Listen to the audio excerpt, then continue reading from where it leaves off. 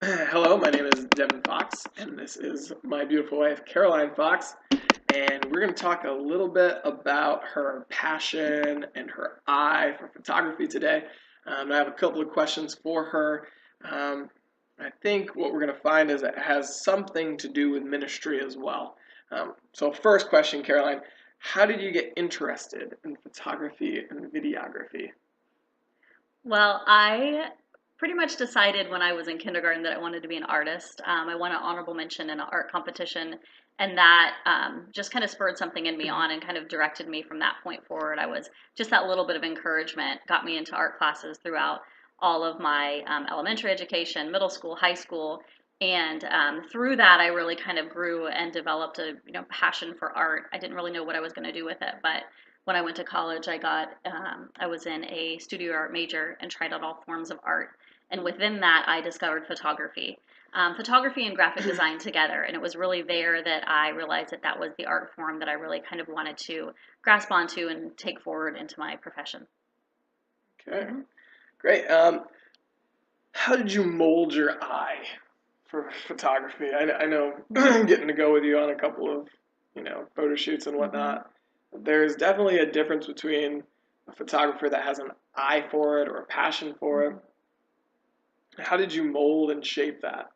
I think that's absolutely something that is in you. I mean, you kind of feel like a lot of Sure. times people will say to me, how did you get that? And in my Mm-hmm. mind, I'm thinking, well, it was right there. Like it's something that, a lot of the things that I photograph are things that I feel like everybody passes every single day.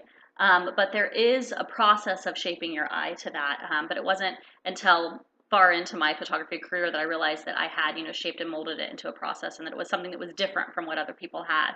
I actually, my profession, I worked for about 7 years in graphic design and I got my master's in graphic design. And through that process, I really developed a way of seeing the world. A lot of design is kind of observing humanity, finding areas where you can, an area where you might see a problem or you might see an interaction that could be helped with the design.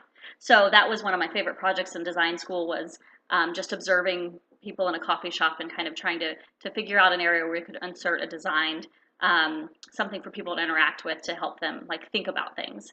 And through that, I got out of grad school. I didn't really know how I fit back into graphic design.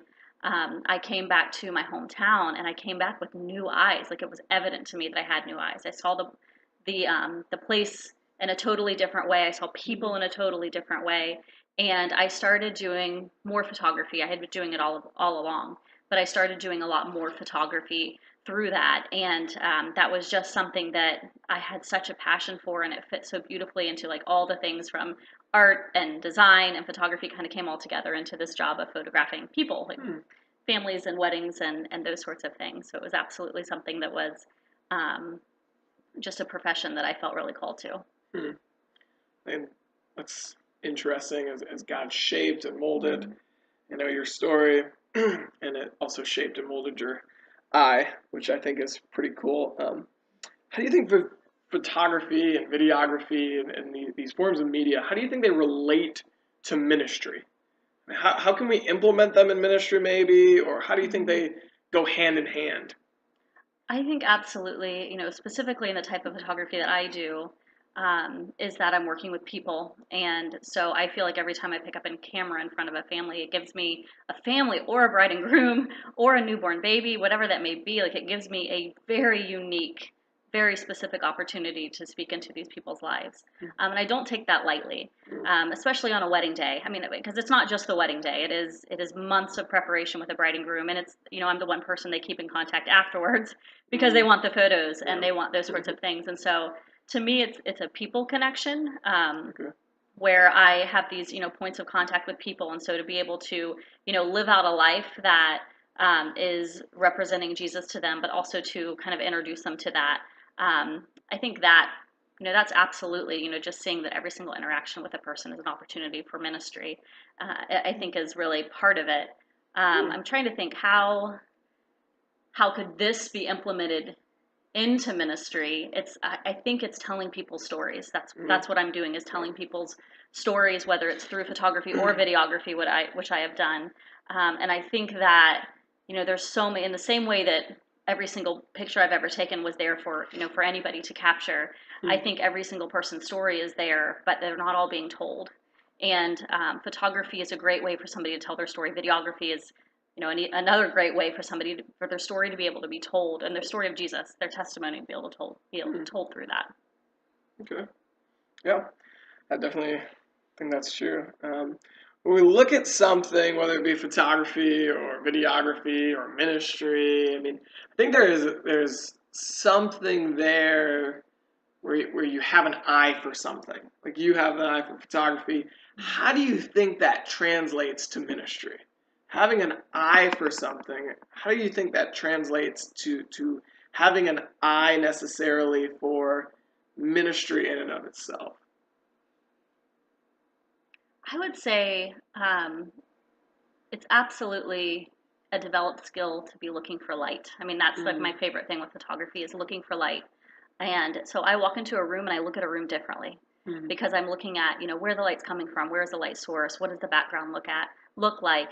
And so as I don't just pick up my camera necessarily and take a photo. I mean, if it's a moment I'm trying to capture, it's that. But I'm looking at all of these other things that are going on, whether it's the background or the difference between, dark and light and how that is helping the image, where the light is coming from, those sorts of things. And I think just being observant in that way, I can't turn it off. Even if I want to, I can't turn that type of looking at things off. And so I'm able to observe a lot of things that are going on. And I think you would even say that, like, Absolutely. sitting at restaurants, I'll point out things that I see because I can't turn off looking. Like I can't turn off having to see and having to look. And I love it.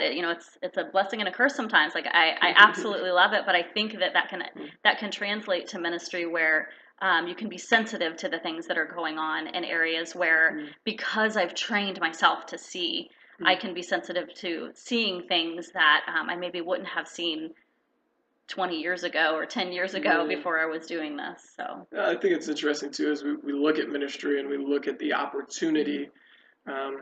Same thing with photography and videography. There's an opportunity to see something that maybe other people don't see.